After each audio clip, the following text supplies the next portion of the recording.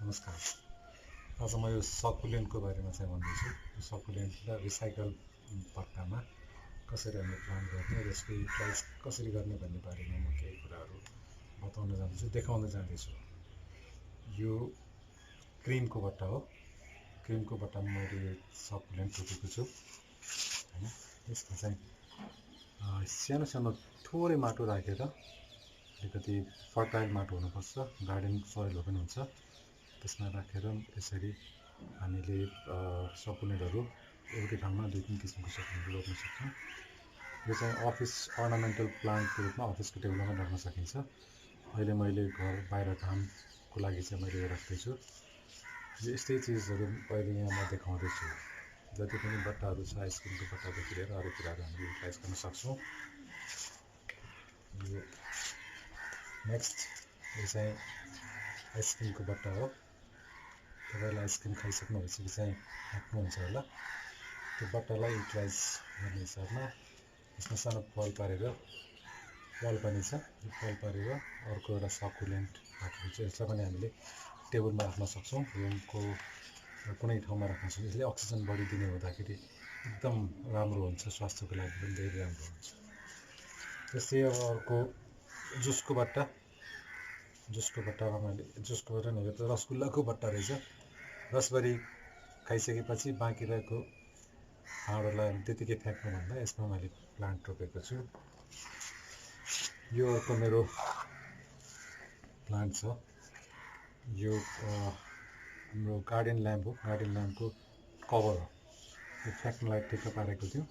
त्यसलाई मैले उल्टा गरेर यसमा अलिकति माटो राखेर यो सकुलेन्टहरू, भेराइटीको सकुलेन्टहरू यसमा रोपेको छु। हेर्नुहोस्।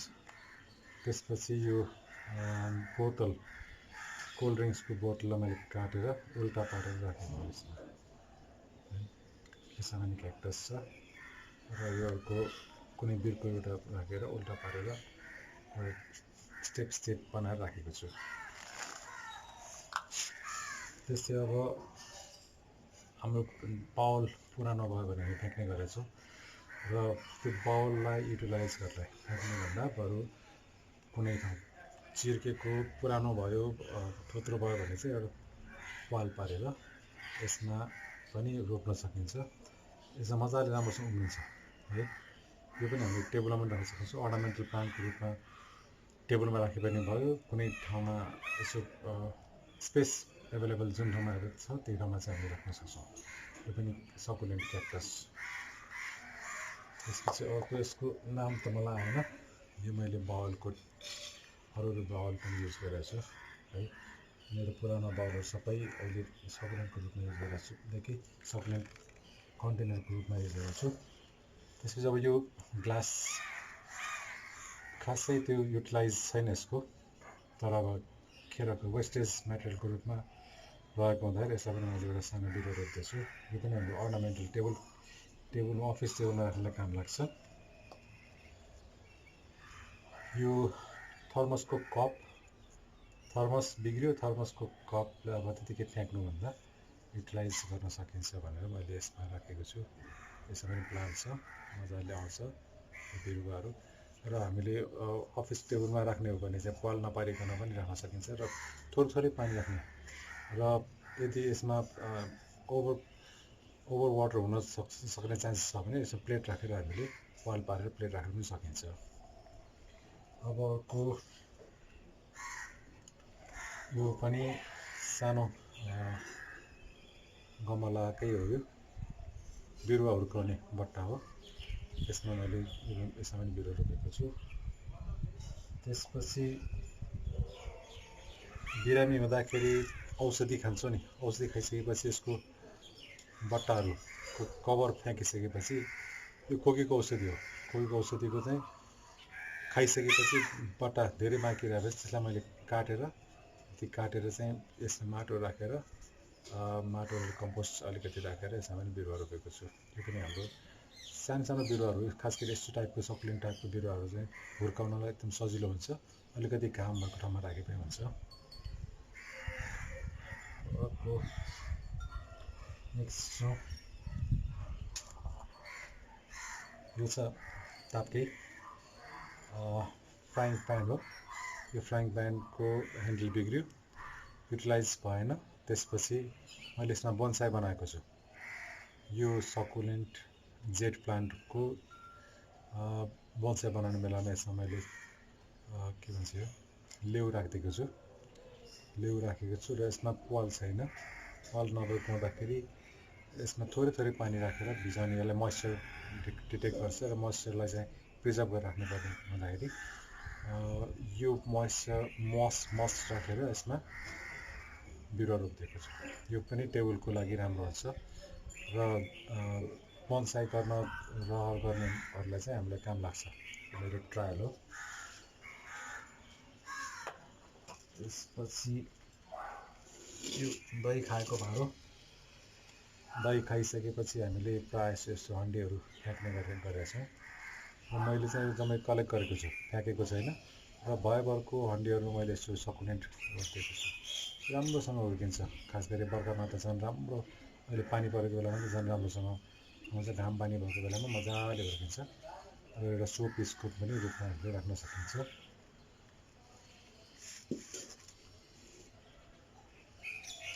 यो चकलेट खाइसकेपछि चकलेटको भाँडोलाई युटिलाइज गर्नलाई मैले यसो पनि सकुलेन्ट रोपेको छु, सानो सानो सकुलेन्टहरू। यो हामीले खेरको भाँडो युटिलाइज गर्ने हो।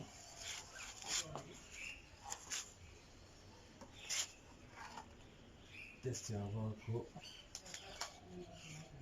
पनि दहीको भाँडो नै हो, यसमा पनि सकुलेन्ट छ।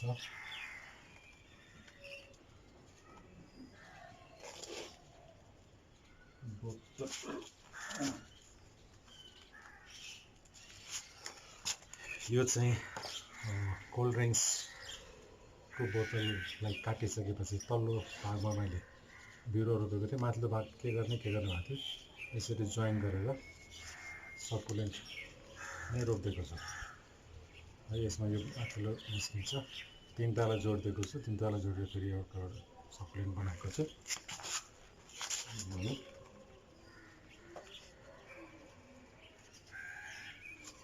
तल्लो भाग चाहिँ मैले यसरी राखेको छु, यसमा पनि बिरुवा आएको छ। यसलाई फ्याँक्दिउँ।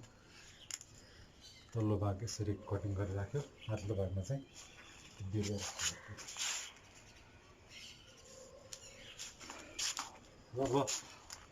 अब एकछिनमा म सबै चिजहरू मैले कसरी रिसाइकल गरेको छु भनेर यहाँ म तपाईँलाई भिजिट गराउँछु। अब यो रिसाइकल गरेको भाँडोहरूमा सकुलेन्ट रोपेको छु मैले यसरी, हेर्नुहोस्।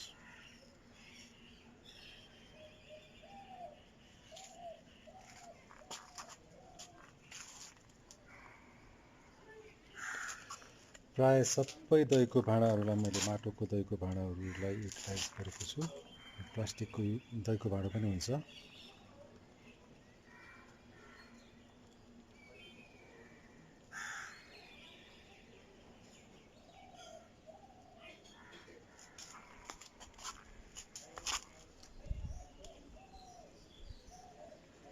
सकुलेन्टको बोटहरू, दहीको भाँडोहरूलाई युटिलाइज गरेको हेर्नुहोस् है।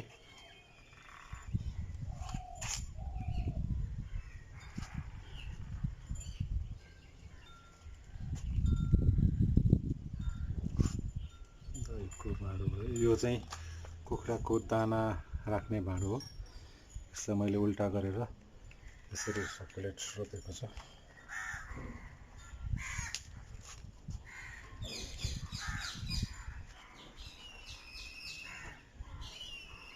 मेरो रिसाइकल गरेको सबै रिसाइकल गरेको भाँडोहरू छन्। यसमा हेर्नुहोस् सबै भाँडोहरूलाई कसरी युटिलाइज गर्ने भनेर। आफूसँग भएको चिज त्यसै खेर नफाल्नुहोस्, यसरी युटिलाइज गर्न सकिन्छ। मैले त गरेँ, तपाईँले गर्न सक्ने भन्ने कुरै आउँदैन।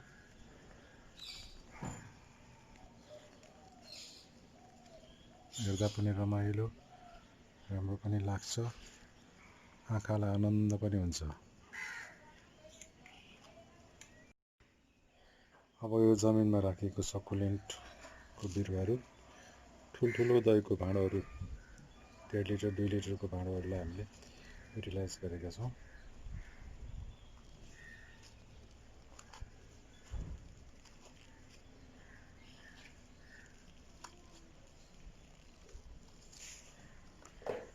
यसमा क्याक्टस पनि छ।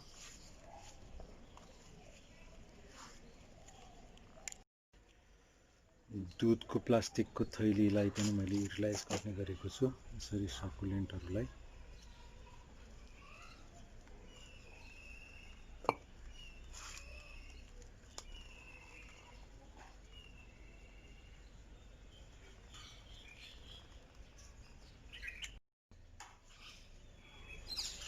यसरी यो बट्टाहरूमा रोप्दाखेरि यसको युटिलाइजेसन पनि हुने। खेर फाल्दाखेरि पनि अब पैसै तिर्नुपर्छ होइन, यसको लागि चाहिँ हामीले फेरि बिरुवा रोप्नलाई अर्को भाडा किनेर ल्याउनु पर्ने हुँदाखेरि त्यस्तो सट्टामा यसरी युटिलाइज गर्न सक्यो भने यो भाँडोको पनि युटिलाइज भयो, रिसाइकल पनि भयो र घरमा आफूलाई चाहिने बेला जुनसुकै बेला यो चाहिँ ट्रान्सपोर्टेबल पनि भयो, कसैलाई गिफ्ट दिन पनि भयो। अनि धेरै छ भने गिफ्ट दिन सक्नुहुन्छ र आफ्नो इन्ट्रेस्ट पनि पुरा हुन्छ र फुर्सदमा यो यसमा पानी हाल्ने, मलजल गर्ने र यो गोडमेल गर्दाखेरि पनि टाइम पास पनि हुन्छ र अक्सिजन पनि यसबाट आउने हुँदाखेरि स्वास्थ्यको लागि पनि धेरै रमाइलो हुन्छ, राम्रो हुन्छ। त्यसकारण यो तपाईँहरूले पनि गर्न सक्नुहुन्छ, तपाईँहरूले पनि गर्नुहोस्। घरमा फुल बिरुवा भयो भने चाहिँ ह्याबिट पनि राम्रो हुँदै जान्छ, पानी गएर राम्रो हुन्छ। धेरै इन्टरनेटमा त झुन्डेर बस्ने, सोसियल मिडियामा त झुन्डेर बस्नुभन्दा बाहिर यसो आउँदाखेरि बाहिरको हावा तपाईँले आनन्दले लिन सक्नुहुन्छ र आफूले रोपेको चिज उम्रिँदाखेरि र उम्रेर अलिक ठुलो भयो भने चाहिँ राम्रो फक्रिँदै गयो भने चाहिँ यसमा आफ्नो इन्ट्रेस्ट पनि बढ्दै जान्छ। त्यही गरी मऱ्यो भने चाहिँ आफ्नो मेहनत पुगेन भन्ने कुराहरू यसले देखाउँछ। त्यसले गर्दाखेरि हामीलाई मेहनत गर्ने बानी पनि डेभलप हुन्छ, ह्याबिट डेभलप हुन्छ, सँगसँगै आनन्द पनि आउँछ, सेल्फ सेटिस्फ्याक्सन पनि हुन्छ। धन्यवाद। यस्तै अब अर्को एपिसोड लिएर आउँदैछु। यस्तै टेलिभिजन युट्युब च्यानलहरू हेर्नुलाई र प्रोग्राम हेर्नुलाई तपाईँहरूले मेरो च्यानल सब्सक्राइब गरिदिनु होला र सेयर गरिदिनु होला र मन पऱ्यो भने लाइक पनि गर्नु होला। धन्यवाद। नमस्ते।